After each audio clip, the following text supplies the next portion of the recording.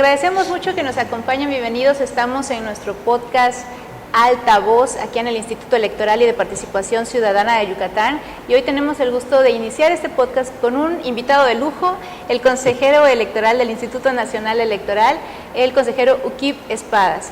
Muchas gracias por acompañarnos, consejero. No, al contrario, un gusto estar con ustedes. Siempre volver a Yepac es un poco para mí volver a casa. Doblemente además, porque además tenemos el honor de que el consejero es yucateco, entonces doblemente a casa, sí, tanto en lo electoral como en lo originario.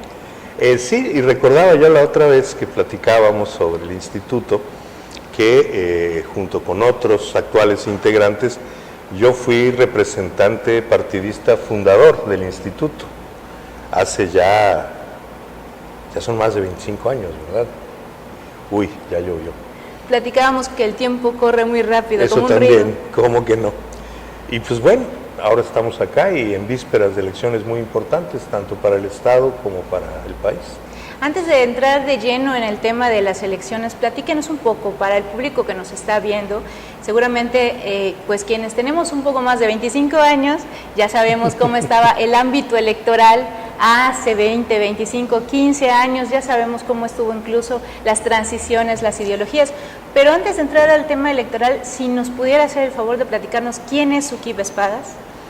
Bueno, a ver, Uquib Espadas es un antropólogo que fue secuestrado por la vida partidista y que le dio síndrome de Estocolmo, de forma tal que pues participar en la política y en las elecciones ha sido lo mío desde los 17 años, porque la primera elección que participé, que fue la de 1981, tuvimos unos procesos preelectorales desde meses antes de que yo cumpliera los 18 años, así que mi experiencia directamente electoral ha sido desde los 17 años. Era yo estudiante de preparatoria en aquel momento, después ya me fui a hacer mis estudios de antropología y a lo largo de todos estos años y después de mi trabajo profesional mantuve siempre actividad partidista vinculada invariablemente a los procesos electorales. Yo dejé el PRD en 2007, me dediqué a la vida académica de 2007 a 2020, en donde pues opté por concursar por una posición en el Consejo General del INE y para mi sorpresa fui seleccionado. Y aquí estamos otra vez de regreso a donde empecé hace 45 años, a la política electoral, a la construcción de la democracia en este país, que es un proceso permanente y que no termina y que a veces hasta se ve amenazado con retrocesos. Y pues bueno, eso es básicamente lo que yo he hecho en la vida, estudiar y dedicarme a elecciones. Me parece interesante que inició a los 17. Actualmente se dice que las juventudes no se involucran, pero creo que eso no es del todo real. Creo que las juventudes siempre se han involucrado de alguna forma. ¿Qué hizo que usted a los 17 años se involucrara en este mundo? Bueno, a ver, a los 17 años participé en mi primera elección, pero yo me afilié al Partido Comunista a los 15 años. ¿Más jovencito todavía? Sí, recién entrado a la preparatoria. A ver, esto de que los chavos no se involucran en la política es una queja que traemos desde entonces, desde 1979, porque de lado y lado, digamos, de quienes se movían en el oficialismo en aquellos años, o quienes éramos oposición, pues la realidad era que éramos minorías muy reducidas de jóvenes. Es verdad que en muchos casos con grandes pasiones militantes, con gran compromiso personal, pero éramos una minoría, es decir, el grueso de los estudiantes en aquellos años, pues su participación se reducía a votar en las elecciones escolares o en las elecciones constitucionales posteriormente. Yo creo que esto es más o menos normal en cualquier sociedad. Lo que a mí me parecía entonces, y en alguna medida me sigue pareciendo hoy, es que sí necesitamos una mayor participación, pero sobre todo, más que una mayor cantidad de participación, una mayor calidad. Que las ciudadanas y los ciudadanos se informen de lo que está pasando en el país, sepan, tengan opiniones, y que si sus opiniones son lo suficientemente fuertes, participen políticamente, que eso es una cosa que yo extraño. A ver, desde que estamos en la secundaria nos dicen que la democracia es el gobierno del pueblo, por el pueblo y para el pueblo, pero la parte de por el pueblo se nos olvida de vez en cuando. Si nosotros como ciudadanos decidimos no participar, efectivamente estamos dejando que las cosas los hagan otros. Y entonces, cuando encontramos que ese quehacer no nos satisface, pues lo que nos encontramos es el déficit de nuestra propia participación. Es decir, en una democracia, donde lo que hay es el gobierno del pueblo, pues quienes pertenecemos al pueblo, que somos todos, tenemos también el deber democrático de involucrarnos para que la política vaya pues por donde creemos que vaya a ir. De eso se forman las democracias, de administrar las distintas visiones sobre el país, sobre el Estado, sobre la economía, sobre la vida pública, sobre las libertades individuales, que son muy diversas en la sociedad y que en un régimen democrático se canalizan a través de la vida partidista, de las propuestas programáticas y sí, en una parte muy importante, en las elecciones, que son lo que nos permiten decidir quién ocupa las posiciones de poder del Estado mexicano a través del voto.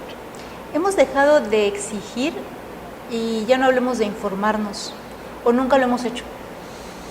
Yo creo que esto otra vez ha sido muy heterogéneo. La realidad es que las condiciones que tenemos hoy para informarnos son muy superiores a las que teníamos hace 40 años.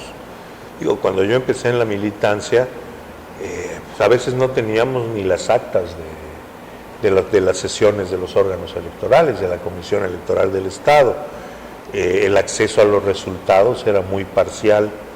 Los registros de los resultados eran muy precarios. A ver, el día de hoy este instituto no puede proporcionarnos los resultados de la elección local de 1981. No existen.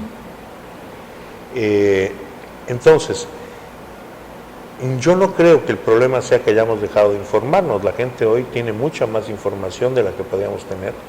La información pública es fundamentalmente eso ya, información a la que cualquiera puede tener acceso. Entonces yo no veo que ahí haya un proceso de deterioro, por el contrario, me parece que están dadas las condiciones para que en el debate político y en el debate social las distintas personas involucradas, los distintos actores, y hay que decirlo, los distintos partidos, tengan acceso a una mucho mayor información que podría permitir que el debate político sea más abierto. Porque el debate político no es tan abierto, tan profundo como algunos quisiéramos en muchas ocasiones. Bueno, pues eso tiene que ver con una serie de factores del orden social, de los cambios en la política a nivel nacional y mundial en las últimas décadas, en fin, hay una serie de factores. Pero también me parece que la intensidad del debate político que hemos tenido, especialmente en los últimos 2 años, sí está estimulando que las personas vuelvan a ver hacia los procesos electorales, vuelvan a preguntarse de qué se tratan las elecciones. Estamos como sociedad aprovechando realmente el espacio que las elecciones nos dan para decidir quién nos gobierna. Estamos aprovechando realmente el espacio que son los partidos políticos para promover diversas visiones sobre la sociedad, sobre cómo construir nuestro futuro como sociedad local, como sociedad nacional, en fin, cómo diseñamos la vida pública para los próximos 5, 20 y 40 años. Ese es un debate que me parece que ha venido reviviendo, que es un debate muy importante, porque nos tiene que llevar a la discusión general del orden político del país. Y eso es algo que está en la mesa. En este diseño que usted menciona, ¿qué juego estarían realizándola o qué juego representarían las redes sociales, por ejemplo? Porque hablamos de informarnos, pero también el riesgo tal vez, dicen algunos teóricos, que es el exceso de información que pudiera atentar contra la democracia. ¿Qué tanto cree usted que pudiera darse este caso, considerando ese tema del diseño que A ver, las redes sociales son un factor innovador, sin duda, es decir, han cambiado el debate político, permiten que las personas discutan a través del espacio como si la distancia no existiera. Y me parece que, entre otras cosas, a través de las redes sociales ocurre algo importante, y es que se expresan identidades que no necesariamente tienen la misma presencia local. Es decir, voces que opinan sobre un tema o sobre otro, pero de personas que no necesariamente comparten territorio. Y esto me parece que es una característica muy importante de la sociedad del siglo XXI, del México del siglo XXI. Es decir, como país no somos nada más, que sí lo somos, una muy compleja agregación de localidades, regiones, estados, grandes regiones subnacionales, el país mismo, en donde el principal espacio de debate político es el entorno propio, sino que el debate ha transitado a ser un debate sobre temas que afectan de manera homogénea distintos espacios de la sociedad, en donde la gente se puede identificar con otros que piensan como ellos y en donde eventualmente eso se traduce en opiniones políticas y electorales. Es verdad que a través de las redes sociales también se difunden mentiras, información manipulada con intencionalidad política, pero esto ha ocurrido también siempre, es decir, el desempeño de los medios de comunicación, la parcialidad de algunos medios de comunicación. Ese es un debate que aquí en el Estado hemos tenido pues por ya más de 100 años, en realidad por mucho más de 100 años, ¿no? La relación de los medios con el poder, la necesidad social de un periodismo comprometido con la información antes que con intereses económicos y políticos, son temas que han estado allá. Creo que como sociedad nos iremos acostumbrando al uso de las redes sociales, que las redes sociales encontrarán sus potencialidades, pero también sus límites, y que para efectos de los próximos procesos electorales, empezando con los que tenemos enfrente el año que viene, pero sin duda por los procesos electorales en las próximas décadas, las redes sociales serán parte muy intensa del debate político, estarán sometidas a la discusión misma de la sociedad, y creo que esa es la vía por la que este potencial papel nocivo de la desinformación pudiera ser neutralizado, es decir, por la actividad misma de la ciudadanía, debatiendo en redes sociales, contrastando la información falsa con hechos, me parece que avanzaremos hacia allá. Sí hay que decir que las redes sociales tienen una gran virtud en relación a los modelos de comunicación que teníamos hace 40 o 50 años, y es que son espacios en donde se pueden oír muchas voces, independientemente de que algunas de estas pueden ser malintencionadas, financiadas, publicidad encubierta y todo esto que sí existe. Lo cierto es que al entrar a las redes sociales, las personas están expuestas no a una sola opinión o a una sola voz. Esto que hoy parecería lo más normal para quienes ya tenemos más añitos en este asunto, quienes vivimos los procesos electorales, digamos, en los inicios de la nueva pluralidad mexicana, 79, 82, en donde los medios de comunicación estaban enormemente centralizados, donde las voces públicas en el país, en un estado, se reducían a 3 o 4 medios de distinta naturaleza. En ese sentido, la discusión se ha democratizado, la calidad de la información se ha hecho heterogénea, es decir, en las redes puede uno encontrar muchísima más información falsa que en un periódico estándar, pero también uno está en posibilidades de encontrar en las propias redes o en internet acceso a muchísima información que antes era imposible tener. Es decir, me parece que no se puede considerar que las redes sociales perjudican el proceso de información y el proceso de crítica ciudadana, porque paralelamente a las redes sociales los ciudadanos tienen una enorme cantidad de fuentes de información en el propio internet o a través de mecanismos como el acceso a la información que antes no teníamos. Los tenemos que ver entonces como una oportunidad. Bueno, como un riesgo y como una oportunidad. No quedarnos solamente con el riesgo, sino ver todo el potencial que pudieran tener. Sí, ciertamente, ¿no? Y creo que las autoridades electorales estamos actuando así. Usamos las redes sociales para difundir mucha de nuestra información. Justo voy a aprovechar este momento para invitar a todos los quienes nos estén viendo a seguir nuestras redes sociales, YEPAC Yucatán. En todas las redes, ahí estamos, YEPAC Yucatán, síganos, por favor. Y bueno, seguimos con el tema de la tecnología. Hay otro tema que ahorita incluso en Europa están analizando, que es el uso de la inteligencia artificial para los temas electorales. ¿Qué opinaría usted de eso? Bueno, a ver, yo creo que ya se está utilizando, no es algo que vaya a pasar. En el diseño de programas, en el diseño de publicidad, hay recursos a la inteligencia artificial, que no solo se trata de robots que comienzan a parecer humanos y que un día van a tomar el mundo y perseguirán a Sarah Connor. No, no es solo eso. También hay muchas formas en las que esto auxilia a la administración de la información. Como todas las nuevas tecnologías, efectivamente involucra riesgos.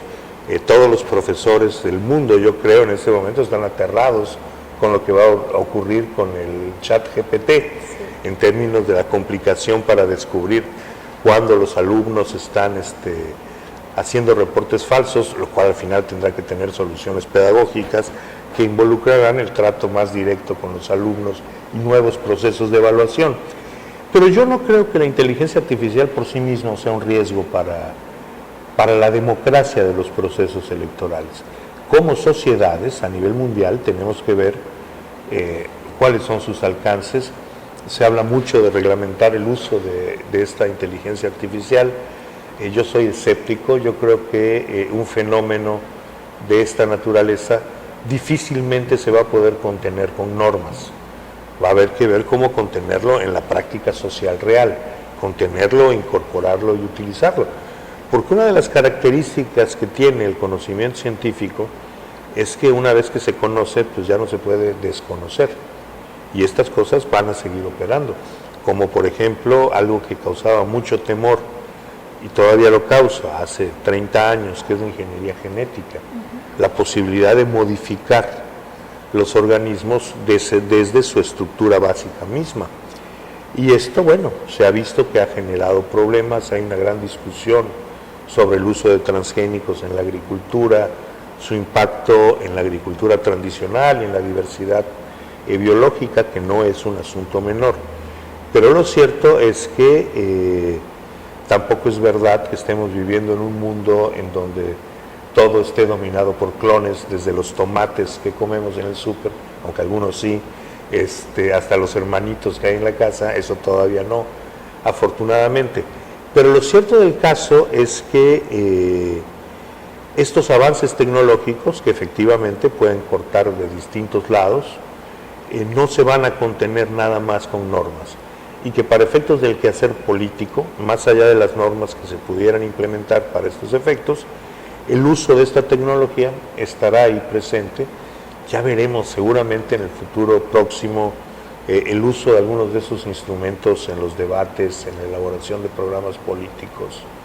En las campañas. Sin duda, sin duda.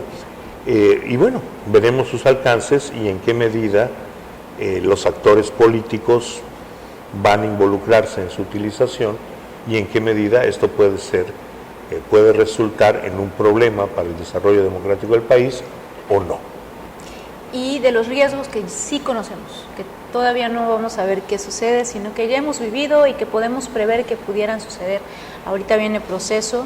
Siempre que va a haber un proceso electoral para la presidencia, para varias gubernaturas, decimos es el proceso más grande de la historia de México. Nuevamente es el proceso más grande de la historia de México. ¿Cuáles son los retos para este proceso electoral que vamos a iniciar próximamente? Mira, retos concebidos como problemas que hay que ver si podemos resolver o no, realmente no veo. Okay. Es decir, no hay grandes obstáculos que el INE esté pensando cómo va a lograr superar.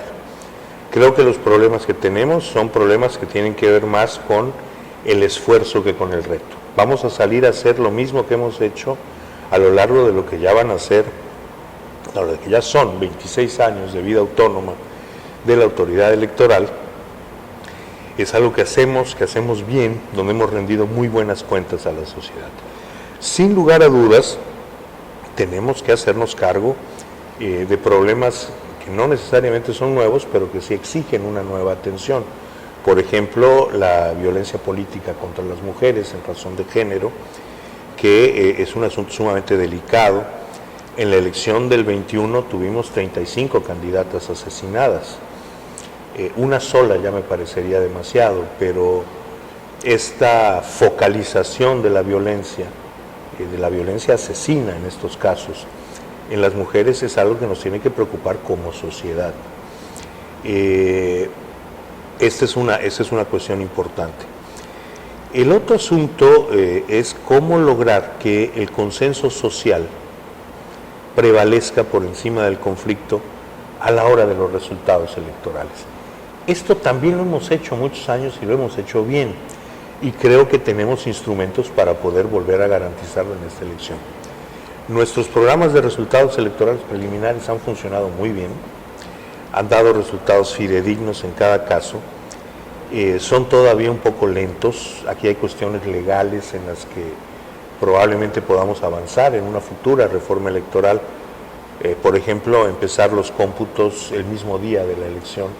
Eso es algo que se ha trazado por muchos años, que tiene que ver con las condiciones históricas en las que se hacían las elecciones en México, pero que creo que podemos avanzar para superarlo, de forma tal que en lugar de tener resultados electorales preliminares, tuviéramos resultados electorales plenos a 24 horas de la elección. También es cierto que los conteos rápidos nos han ayudado mucho a consolidar la confianza ciudadana. Desde que el INE es INE, es decir, desde 2014, cada elección ha sido acompañada de conteos rápidos que invariablemente han dado un resultado preciso a pocas horas de cerrar las casillas. Realmente la gran fortaleza del instituto es su vínculo con la ciudadanía.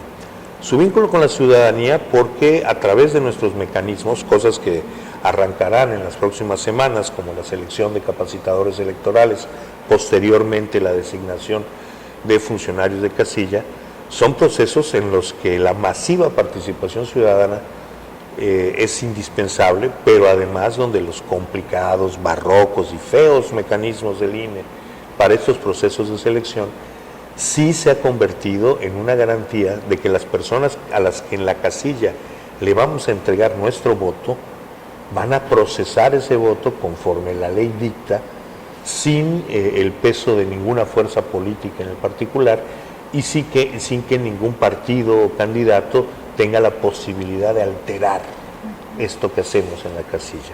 Esto me parece que es un elemento fundamental. Y lo otro, más allá de lo organizativo, que el día mismo de la elección moviliza arriba de 1 millón de personas, es el que los resultados que tienen las elecciones, los resultados de los que la única responsabilidad de la autoridad electoral es contar los votos y reportarlos, que era el gran problema electoral de nuestro país hace 30 años, esto se ha solucionado y la gente cuando escucha los resultados, que los puede consultar en la puerta de su casilla el mismo día de la elección y sin duda la mañana siguiente en los medios de comunicación, son resultados que se corresponden con lo que la gente sabe que está pasando en su medio, donde notan en la vida diaria, cuando platican con amigos, cuando van en el camión, cuando discuten en la escuela, la gente tiene una idea de cómo están las preferencias electorales y cuando los resultados son consistentes con lo que la gente ha venido viendo en la calle todos los días, esto fortalece la credibilidad de nuestras instituciones electorales. Ahora sí que el principal instrumento que el instituto tiene para ganar la confianza ciudadana es la autenticidad de sus resultados. Y que la gente sepa, porque en ocasiones algunas personas piensan que incluso quienes están en las casillas son parte de las instituciones electorales. Es muy importante que la gente esté consciente, las instituciones electorales están integradas por ciudadanas y ciudadanos. Así es. Y quienes están en las casillas, quienes van a capacitar también, son ciudadanas y ciudadanos. Las personas que llegan a la mesa de casilla como funcionarios son personas que además de ser capacitadas, han sido seleccionadas por un doble sorteo. ¿Eso qué quiere decir? Hoy, el día de hoy, nadie sabe si va a ser o no funcionario de casilla. Esto incluye a fuerzas políticas, a candidatos, a partidos y a gobiernos, de forma tal que ninguna de estas fuerzas puede realmente decidir quiénes van a estar en las casillas y mucho menos decidir que quienes están en las casillas operen en favor de una fuerza o candidato, como sí ocurría hace 40 años. Esto efectivamente tiene que ver con que el INE mismo, el aparato del INE, no podría recoger una elección que está destinada, en el caso de la presidencial del 24, a 97 millones de votantes. Para eso necesitamos un cuerpo de ciudadanos que no son parte estructural del instituto, que son vecinos que tienen las capacidades y fueron seleccionados por azar para ocupar esas funciones. Y en ese sentido, sí, esta ciudadanización, que quien recoge los votos sea un vecino que conocemos, que sea el hijo del doctor Fulanes, la señora de la tienda, el profesor de la primaria, que están sentados ese día en la mesa recibiendo nuestros votos y que no tiene que ver con ninguna vinculación partidista, eso es una garantía de que los votos se cuenten y se cuenten bien, algo que no teníamos en este país hace 40 años. Y hablando del pasado, cuéntenos una anécdota, doctor. ¿Alguna anécdota, algo que usted haya vivido en todo este tiempo, en toda su carrera, y que le haya dejado huellas? Sé que seguramente son muchas, pero alguna que quisiera compartir. Ha habido capítulos muy interesantes. Por ejemplo, yo recuerdo la casilla, si la memoria no me falla, era la 108 de la Vicente Solís en la elección de 1988. Fue una casilla que ganó la oposición ampliamente, pero que sufrió los ataques consecuentes. Ese día yo transportaba a un representante general, una representante general que luego se instaló en la casilla porque mi partido no tenía representante. Y entonces me tocó verlo muy de cerca. Conforme se iba acercando la hora del cierre de la casilla, la gente de la colonia fue saliendo y fueron rodeando la casilla. Eran cientos de personas, muchos de ellos señoras, que esto ha sido algo característico de Yucatán. Las mujeres siempre van al frente en las movilizaciones políticas y muy especialmente en las movilizaciones electorales. Y entonces, pues los resultados empezaron a salir como estaban saliendo en toda la ciudad, muy a favor de la oposición, y era evidente el nerviosismo entre los funcionarios de casilla, que eran operadores del gobierno. Y en determinado momento se fue la luz en la casilla.